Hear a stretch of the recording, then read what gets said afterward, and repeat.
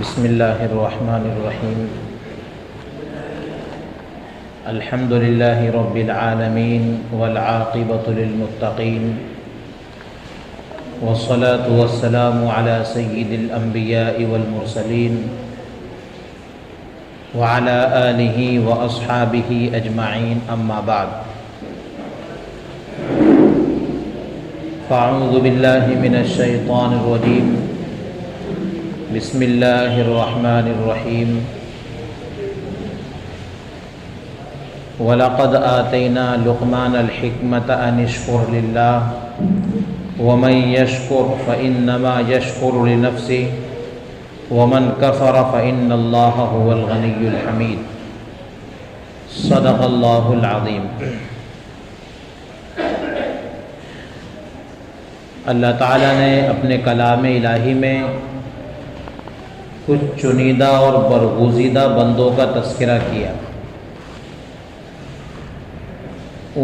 سابقہ کے بھی کچھ برگزیدہ اور چنیدہ اور اللہ کے مقرب لوگوں کا اللہ نے اپنے کلام الہی میں ذکر کیا۔ انہی برگزیدہ بندوں میں سے ایک ہیں حضرت لقمان حکیم۔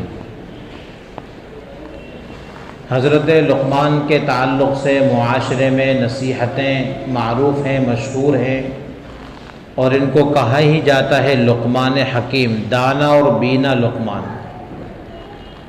ان کے تعلق سے علماء نے یہ بات نقل کی ہے کہ اللہ تبارک و تعالی نے حضرت لقمان کو نبوت اور حکمت اختیار کرنے کا موقع دیا تھا۔ آپ چاہو تو نبوت کو پسند کر لو، اور اگر آپ چاہو تو حکمت کو پسند کرو۔ حضرت لقمان نے حکمت کو پسند کیا۔ حضرت لقمان بڑے ہی بینا اور دانا تھے۔ حضرت ایوب علیہ السلام کے رشتے میں بھانجے تھے۔ ان کی چند نصیحتیں قرآن مقدس اپنے اندر بیان کر رہا ہے، بلکہ پوری صورت شریفہ ہی سورہ لقمان کے نام سے بیان کر رہا ہے۔ ایک صورت ہے پارہ 21 میں، اس پوری کی پوری صورت کا نام ہی سورہ لقمان ہے، جس میں حضرت لقمان علیہ السلام کی وہ نصیحتیں اللہ تعالیٰ نے بیان فرمائیں، جو نصیحتیں حضرت لقمان نے اپنے بیٹے کو کی تھیں۔ لیکن ہم لوگ صرف اتنا ہی نہیں کہ اپنے بیٹوں کو وہ نصیحتیں کر دیں، بلکہ ہم سب ہی ان نصیحتوں کے محتاج ہیں۔ تو یوں تو لقمان نے وہ نصیحتیں اپنے بیٹے کے لیے کی، لیکن محتاج ہم سبھی ہیں ان نصیحتوں کے۔ اللہ لقمان علیہ السلام کا ذکر کرتے ہوئے یوں کہتا ہے کہ وَلَقَدْ آتَيْنَا لُقْمَانَ الْحِكْمَةَ أَنِ اشْكُرْ لِلَّهِ۔ حضرت لقمان کو حکمت دی، اور اللہ تعالیٰ نے حضرت لقمان کو کہہ بھی دیا کہ اللہ کا شکر ادا کرو، کیونکہ جب کوئی بڑی نعمت اللہ تعالیٰ کی طرف سے ملتی ہے تو اس نعمت کی قدردانی اور اس کی شکر گزاری ہونی چاہیے۔ حکمت و دانش مندی یہ اللہ تعالیٰ کی طرف سے بہت بڑی ایک نعمت ہے۔ اس نعمت کے ملنے پر اللہ نے حضرت لقمان کو کہا کہ تم شکر ادا کرو، ان اشکر للہ۔ اور یہ شکر ادا کرنا ایسا نہیں ہے کہ اس میں اللہ تعالیٰ کا کچھ فائدہ ہے۔ اگر شکر ادا کرو گے تو اللہ کا کوئی فائدہ نہیں ہے، اس لیے کہ قرآن مقدس نے صاف اعلان فرما دیا یا ایھا الناس انتم الفقراء الی اللہ واللہ هو الغنی الحمید۔ محتاج فقیر ہم ہیں، اللہ تو بے نیاز اور غنی ہے۔ اللہ کو نہ ہماری عبادت کی ضرورت، اللہ کو نہ ہماری شکر و گزاری کی ضرورت۔ فرمایا اللہ تعالیٰ نے وَمَن يَشْكُرْ فَإِنَّمَا يَشْكُرُ لِنَفْسِهِ، جو بھی شکر و گزاری کرے گا تو اس شکر و گزاری کا فائدہ اور نفع اسی کو ہوگا۔ کیا نفع ہوگا؟ دنیاوی نعمت پر اگر اللہ کا شکر ادا کیا، اللہ تعالیٰ اس نعمت میں اضافہ کر دے گا۔ دینی امور پر اللہ تعالیٰ کا شکریہ ادا کیا، مزید اللہ تبارک و تعالیٰ عبادت کی توفیق عطا فرما دے گا۔ عبادت کرنے پر اللہ تعالیٰ کا شکر ادا کیا عبادت میں جی لگ جائے گا، مزید عبادتوں کی توفیق مل جائے گی۔ تو وَمَن يَشْكُرْ فَإِنَّمَا يَشْكُرُ لِنَفْسِهِ، جو بھی شکر و گزاری کرے گا اللہ کی، اس شکر و گزاری کا نفع خود انسان کو ہوگا۔ اور آگے قرآن نے فرما دیا وَمَن كَفَرَ فَإِنَّ اللَّهَ هُوَ الْغَنِيُّ الْحَمِيدُ، اگر شکر و گزاری نہیں کرو گے، ناشکری کرو گے، نافرمانی کرو گے تو اللہ کو کچھ پڑی نہیں ہے، اللہ تو بے نیاز ہے۔ تو یہ پہلی آیت کریمہ حضرت لقمان کو دی گئی حکمت کے شکر و گزاری کے تعلق سے۔ آگے اللہ نے باقاعدہ حضرت لقمان کی وہ نصیحتیں جو ہم میں سے ہر فرد کو اپنے پلے باندھنا چاہیے۔ پہلی نصیحت حضرت لقمان اپنے بیٹے کو فرما رہے ہیں یا بنیا لا تشرک باللہ۔ جب بھی کسی کو نصیحت کریں تو نصیحت میں پیار والا انداز ہونا چاہیے۔ قرآن کریم بڑے پیار کے انداز سے کہہ رہا ہے یا بنیا، لقمان نے یوں کہا اے میرے پیارے بیٹے، اے میرے لختے جگر۔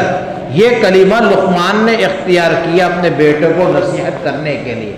تو نصیحت ڈٹائی سے شروع نہ ہو بلکہ نصیحت کا آغاز پیار سے ہونا چاہیے۔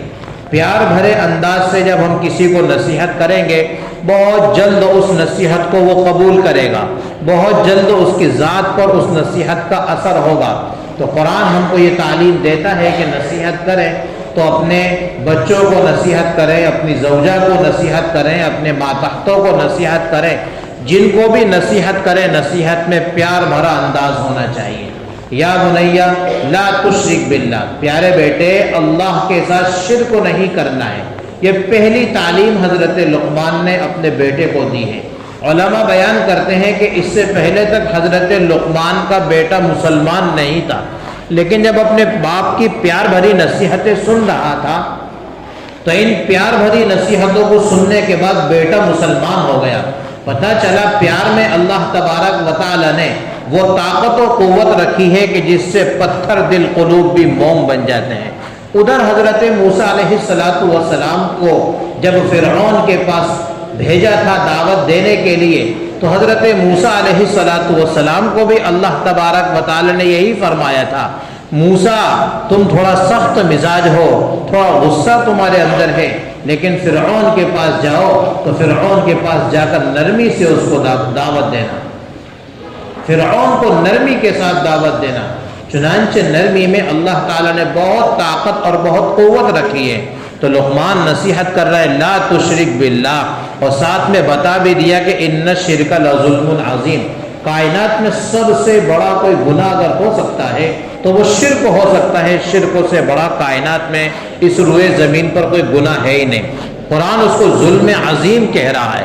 سب سے بڑا ظلم اللہ تعالیٰ کی نظر میں اگر کوئی ہو سکتا ہے تو وہ شرک ہو سکتا ہے۔ قرآن فرماتا ہے ان اللہ لا یغفر الذنوب جمیعا انہ هو الغفور الرحیم، سب گناہوں کو اللہ تعالیٰ مٹا دے گا، لیکن ہاں شرک ایک ایسا گناہ ہے جس کے تعلق سے دوسرے مقام پر فرما دیا شرک کو اللہ تعالیٰ معاف نہیں کرتا ہے۔ یہ اپنی اولاد کو نصیحت ہونی چاہیے، اولاد کی گھٹی میں یہ بات آنی چاہیے کیسے بھی مشکل ترین حالات ہمارے سامنے آ جائیں، ہم کیسے ہی سخت مصیبتوں میں مبتلا ہو جائیں، اللہ کی ذات کے ساتھ شرک کو اللہ کو پسند ہی نہیں ہے۔ اور ایک چھوٹی سی مثال، ہم شوہر ہیں کسی بیوی کے، تو اگر اس بیوی کو ہم کھلاتے ہیں پلاتے ہیں، اس کے نان نفقے کا انتظام کرتے ہیں، پھر اگر وہ بیوی اپنے شوہر کی امانت میں خیانت کرے تو یہ انسان جس نے تھوڑا بہت اپنے پاس سے کھلا دیا اور اس کے بدلے میں بیوی سے اتنی خدمتیں لے بھی لیں، مفت میں نہیں کھلایا، پھر بھی اگر بیوی کی طرف سے ادنا سے خیانت بھی ہو جائے شوہر کے حق میں، یہ شوہر فوراً اپنی بیوی کو طلاق دے دیتا ہے۔ یہ اس بیوی کے ساتھ رہنا پسند نہیں کرتا کیونکہ شوہر اپنے حصے میں کسی کی شرکت برداشت نہیں کرتا۔ اپنی محبت میں زوجہ کی پوری محبت شوہر کو چاہیے، وہ اپنی محبت میں کسی اور کی محبت کی شرکت برداشت نہیں کرتا۔ اللہ جو ہمارا خالق بھی ہے، مالک بھی ہے، رازق بھی ہے، پیدا اس نے کیا، جلایا اس نے، کھلایا اس نے، پالا اس نے، صحت اس نے دی، وہ کیسے اپنی ذات میں کسی اور کی شرکت برداشت کرے گا؟ ایک انسان معمولی سی شرکت برداشت نہیں کرتا تو اللہ کیسے اپنے ساتھ کسی کی شرکت کو برداشت کرے گا؟ بہرحال یہ بڑی قیمتی اور پہلی نصیحت حضرت لقمان نے اپنے بیٹے کو کی کہ لا تشرک باللہ ان الشرک لظلم عظیم، اللہ کے ساتھ شرک نہیں چلے گا، شرک بہت ہی بڑا ظلم ہے۔ اور درمیان میں اللہ تعالیٰ نے والدین کے حقوق بیان فرمائے کہ اے بیٹے، اے انسان اپنے والدین کے ساتھ حسن سلوک کا معاملہ کر، اور اس میں ماں کا حکم زیادہ بیان کیا۔ اس لیے یہ بات یاد رہنا چاہیے، خدمت میں ماں کا حق زیادہ ہے لیکن اطاعت میں باپ کا حق زیادہ ہے۔ یک طرفہ گاڑی نہیں چلی اسلام کی، خدمت میں ماں کا حق زیادہ ہے، اس لیے کہ وہ خدمت کے محتاج زیادہ ہوتی ہے۔ ماں نے اپنی اولاد کے لیے مشقت زیادہ برداشت کی ہے، لیکن اس بیچاری ماں کے اوپر شفقت کا غلبہ ہوتا ہے اور باپ پر تربیت کا پہلو غالب ہوتا ہے۔ اس لیے قرآن نے کہا کہ جس کو خدمت کی زیادہ ضرورت ہے وہ ماں ہے، چنانچہ تمہارے اوپر ماں کا خدمت کا بڑا حق ہے، حتیٰ کہ باپ سے بھی بڑا حق تمہارے اوپر خدمت کا اگر ہے تو وہ ماں کا ہے۔ لیکن جہاں اطاعت کی بات آئے گی تو اطاعت میں باپ ماں سے مقدم ہے۔ خدمت الگ چیز ہے، اطاعت الگ چیز ہے۔ اطاعت میں باپ کا حق مقدم، خدمت میں ماں کا حق مقدم۔ لیکن یہ ماں باپ جن کا مرتبہ اللہ تعالیٰ نے اور جن کے ساتھ حسن سلوک کرنے کا حکم قرآن مقدس میں اللہ نے اپنی عبادت کے فوراً بعد دیا، دوسرے مقام پر بھی ارشاد فرمایا وَقَضَىٰ رَبُّكَ أَلَّا تَعْبُدُوا إِلَّا إِيَّاهُ وَبِالْوَالِدَيْنِ إِحْسَانًا۔ اللہ کی عبادت کے بعد کائنات میں سب سے پہلا حق تمہارے اوپر جو بنتا ہے وہ تمہارے ماں باپ کا ہے۔ ان کے تعلق سے بھی فرمایا وَإِن جَاهَدَاكَ عَلَىٰ أَن تُشْرِكَ بِي مَا لَيْسَ لَكَ بِهِ عِلْمٌ فَلَا تُطِعْهُمَا۔ یہ اتنے پیارے پیارے ماں باپ، اتنے زیادہ ہمارے اوپر احسان کرنے والے ماں باپ، اتنا زیادہ قرآن نے ان کا حق بیان کر دیا، احادیث مبارکہ میں اتنے حقوق بیان کر دیے، باپ کو جنت کا دروازہ قرار دے دیا، ماں کے قدموں کے تلے جنت بتا دی، لیکن یہ ماں باپ بھی اگر تم کو شرکوں پر ابھاریں فلا تطیعہما، ان کی اطاعت کی اجازت نہیں ہے۔ فلا تطیع، اتنی بری بلا ہے، شرک ہے یہ اتنی بری بلا۔ اگر یہ پیارے ماں باپ بھی اگر شرکوں کی طرف دعوت دے دیں، اگر کافر بھی ہو کسی کے ماں باپ، تب بھی قرآن ہم کو تعلیم دیتا ہے، اسلام ہم کو تعلیم دیتا ہے کہ ان کے ساتھ حسن سلوک کا معاملہ کرنا، کافر ماں باپ کے ساتھ بھی حسن سلوک کرنا یہ اسلام نے سکھایا ہے۔ لیکن اگر وہ گناہ کی دعوت دیں، اگر وہ برائی کی طرف بلائیں، کسی گناہ کبیرہ پر ہم کو ابھاریں، صاف الفاظ میں قرآن کہہ رہا ہے فلا تطعہما، فلا تطعہما، بالکل ان کی مانی نہیں جائے گی، اس لیے کہ شرک اتنی بری بلا ہے کہ انسان شرک کر لے تو سب کچھ نیکیاں اور سب کچھ کیا کرایا گویا کہ وہ پانی میں ڈال دیتا ہے۔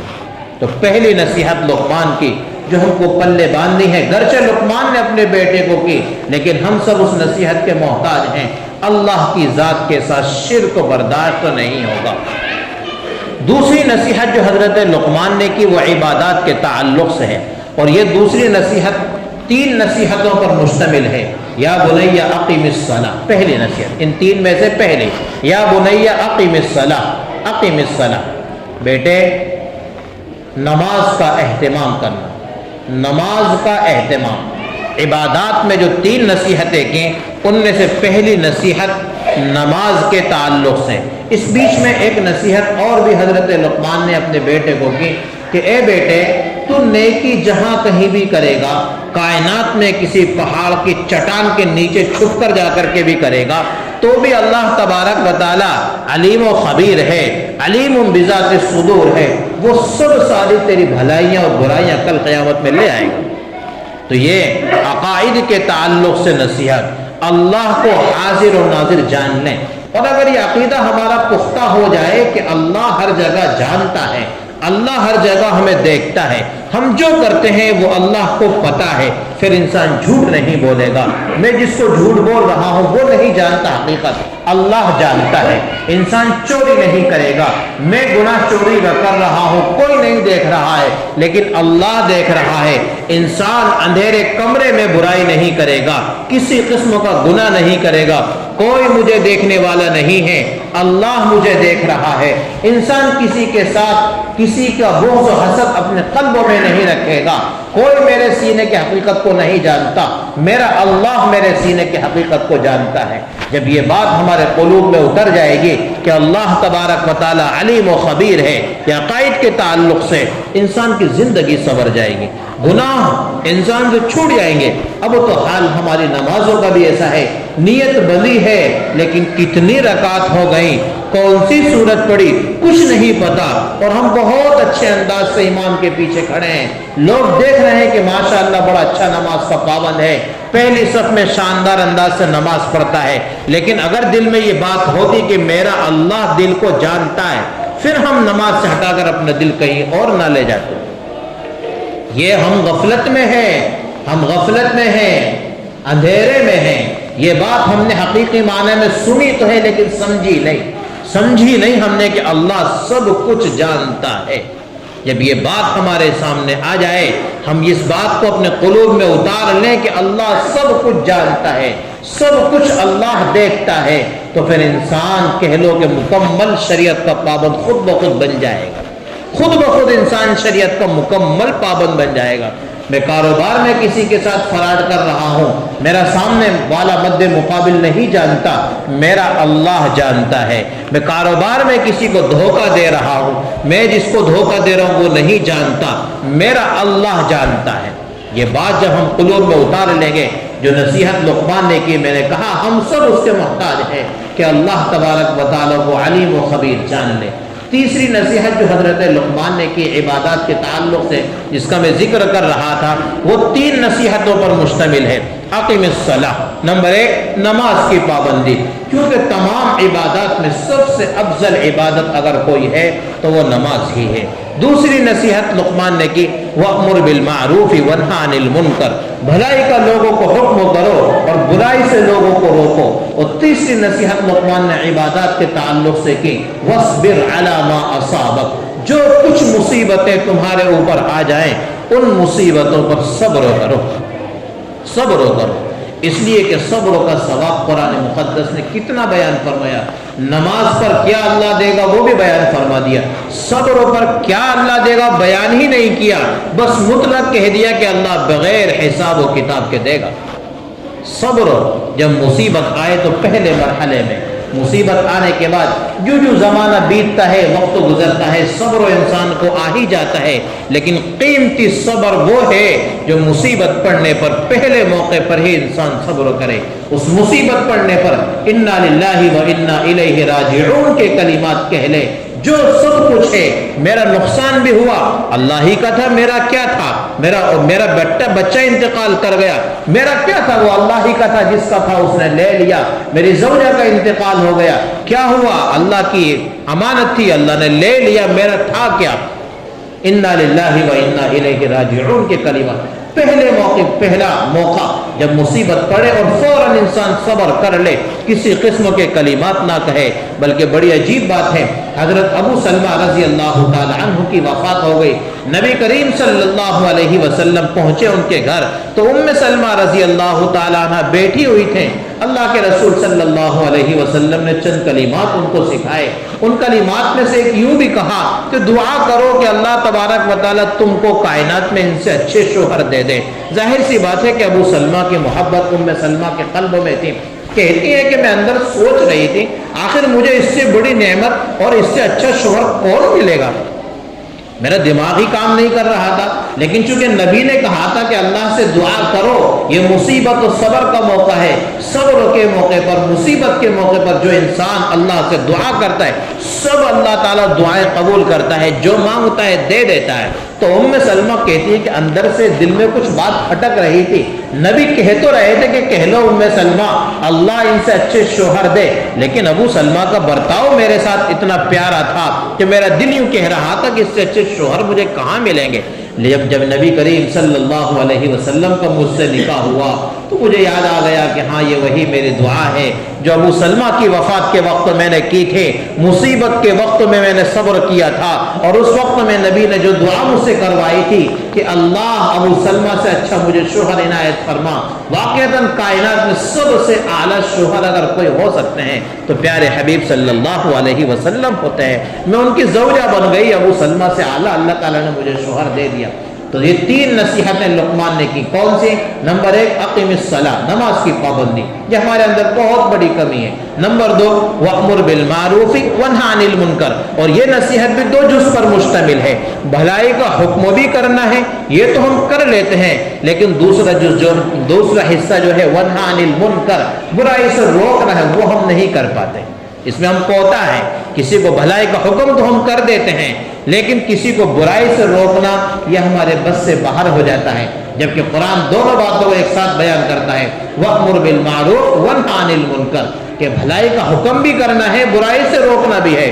اور اسی عبادت کا تیسرا پہلو جو بیان فرمایا، وَاصْبِرْ عَلَى مَا أَصَابَكَ، پہنچنے والی مصیبتوں پر صبر کرنا ہے۔ پھر اس کے بعد میں تین نصیحتیں وہ ہیں جو آداب معاشرت سے تعلق رکھتی ہیں، مختصراً میں ذکر کرتا ہوں۔ حضرت لقمان نے جو اپنے بیٹے کو نصیحت کی آداب معاشرت کے تعلق سے، آداب معاشرت کا مطلب ہوتا ہے آپسی بھائی چارہ اور آپسی میل جول کے ساتھ جو رہنا ہے، کیسے لوگوں کے ساتھ برتاؤ کرنا ہے۔ قرآن نے بیان کیا لقمان کی اس نصیحت کو، وَلَا تُصَعِّرْ خَدَّكَ لِلنَّاسِ وَلَا تُصَعِّرْ خَدَّكَ لِلنَّاسِ، بیٹے جب لوگوں سے گفتگو کرو، بات چیت کرو، اپنا منہ مت کھلانا، مطلب اس کا ہے کہ لوگوں سے تکبر کے انداز سے بات نہ کرنا، لوگوں سے اعراض مت کرنا، کسی کو حقیر نہ جاننا۔ اور ہوتے کون ہیں ہم کسی کو حقیر جاننے والے؟ ان اکرمکم عند اللہ اتقاکم، کوئی برادری اللہ کی نظر میں نہ اعلیٰ ہے نہ ادنا ہے، وہ فرد اللہ کی نظر میں اعلیٰ ہے جو سب سے بڑے تقوی والا ہے۔ وہ تقوی دل کی کیفیت کا نام ہے، کون دل چیر کے دیکھتا ہے کہ کون کتنے تقوی والا ہے، کس کو ہم اعلیٰ کہہ دیں کس کو ادنا کہہ دیں، کوئی کسی کو اعلیٰ اور کوئی کسی کو ادنا کہنے کا حقدار ہے ہی نہیں۔ جب ہم کسی کو ادنا کہہ نہیں سکتے تو کسی کو ہم حقیر جان نہیں سکتے، اور جب کسی کو حقیر ہم کو جاننا ہی نہیں ہے تو پھر لوگوں کے سامنے تکبر کس منہ سے ہم کریں؟ قرآن صاف کہتا ہے وَلَا تُصَعِّرْ خَدَّكَ لِلنَّاسِ، پہلی نصیحت۔ دوسری نصیحت وَلَا تَمْشِ فِي الْأَرْضِ مَرَحًا، ایک تو یہ کہ تم لوگوں سے بات چیت میں تکبر کرو، دوسرا یہ ہے کہ لوگوں کے سامنے سے جب گزرو، کسی کے سامنے جب چلو تو اکڑ اکڑ کر کے چلو، نہیں، قرآن صاف منع کرتا ہے وَلَا تَمْشِ فِي الْأَرْضِ مَرَحًا، ہرگز اکڑ کر نہیں چلنا ہے۔ اور تیسری نصیحت جو آداب معاشرت سے متعلق بیان فرمائی ہے، وَغْضُضْ مِنْ صَوْتِكَ، اپنی آواز کو بھی پست رکھو، میانہ روی اختیار کرو اپنے مزاج میں میانہ روی اختیار کرو، درمیانی چال چلو جو تکبرانہ چال نہ ہو، نہ تو بہت مٹک مٹک کے نصارہ کی طرح چلو اور نہ ہی بہت دوڑ دوڑ کر یہود کی طرح چلو، بلکہ حضرت عائشہ فرماتی ہے کہ اس کے درمیان کی چال اختیار کرو۔ حضرت عمر بن خطاب کا تو معمول تھا، دیکھ لیتے کسی کو بہت تیز تیز تکبر کے انداز سے چلتا ہوا یا نصارہ کی طرح کسی کو بہت مٹک مٹک کر چلتا ہوا، فوراً درہ لگاتے تھے، اس کے اوپر سختی کرتے تھے۔ امیر المومنین تھے، سب ان کے لیے رعایا کے مانند تھے، سب کی اصلاح وہ کیا کرتے تھے۔ تو یہ تین نصیحتیں آداب معاشرت سے متعلق، کسی کے ساتھ گفتگو کریں، پیارے انداز سے گفتگو کریں۔ نبی کریم صلی اللہ علیہ وسلم کا انداز یہ تھا، جب کوئی ان سے مخاطب ہوتا، کوئی ان سے بات کرتا، ادھر سے کوئی بات کرنے والا آیا، پورا جھک کر اس سے بات کرتے۔ ہمارے متکبر بھائیوں کا حال یہ ہوتا ہے، ہاں بولو کیا ہے، وہ بیچارہ ادھر کھڑے ہو کے کچھ کہنا چاہتا ہے، سامنے آنے کی گنجائش نہیں ہے تو کرسی پر بیٹھ کر یوں بھی نہیں گوارا کرتے، ہاں بول کیا کام ہے تیرا، بول کیا ہے بھائی، اتنا سا نہیں۔ میرا نبی علیہ الصلوۃ والسلام جب گفتگو کرتے، پورا جو گفتگو کرتا اس کی طرف متوجہ ہو جاتے تھے، اپنی توجہ اس کی طرف پوری ڈال دیا کرتے تھے۔ گفتگو کے اندر یہ بات ہونی چاہیے۔ قرآن کہتا ہے صاف الفاظ میں کہ ہم جب کسی سے گفتگو کریں تو اپنے گال نہ پھلائیں، مطلب اس کو اپنا چہرہ مکمل اس کو دکھائیں، پیار بھرے انداز سے بات کریں، اور جب چلیں تو اکڑ کر نہ چلیں، اور جب گفتگو کریں تو بہت چلا چلا کے نہ کریں، کیونکہ یہ بھی قرآن کریم یوں کہنا چاہتا ہے کہ ان انکر الاصوات لصوت الحمیر، یہ بہت چلا کر کے باتیں کرنا یہ بھی تکبر کی علامت ہے۔ اس لیے کہ اگر کائنات میں بلند آواز جانوروں میں ہے تو وہ گدھے کی آواز ہے، اور قرآن صاف کہہ رہا ہے کہ ان انکر الاصوات لصوت الحمیر، بلند آواز کو اللہ پسند نہیں کرتا ہے، بلند آواز کو اللہ پسند نہیں کرتا ہے۔ تو یہ بطور خلاصے کے میں ذکر کر دوں، حضرت لقمان کی پہلی دو نصیحتیں ہمارے عقائد کے تعلق سے، شرکوں سے بالکل بیزاری، نمبر 2، اللہ کو مکمل حاضر و ناظر علیم و خبیر جانے۔ 3 نصیحتیں حضرت لقمان کی وہ ہیں جو عبادات سے متعلق ہیں، نماز کی پابندی، بھلائی کا حکم اور برائی سے روکنا، آنے والی مصیبتوں پر صبر کرنا۔ پھر 3 نصیحتیں حضرت لقمان کی وہ بیان فرمائی اللہ تعالیٰ نے اس مقام پر جو ہمارے آداب معاشرت سے متعلق ہیں۔ اللہ تعالیٰ کہیں سنی باتوں پر عمل کی توفیق عطا فرمائے۔ وما توفیقی الا باللہ۔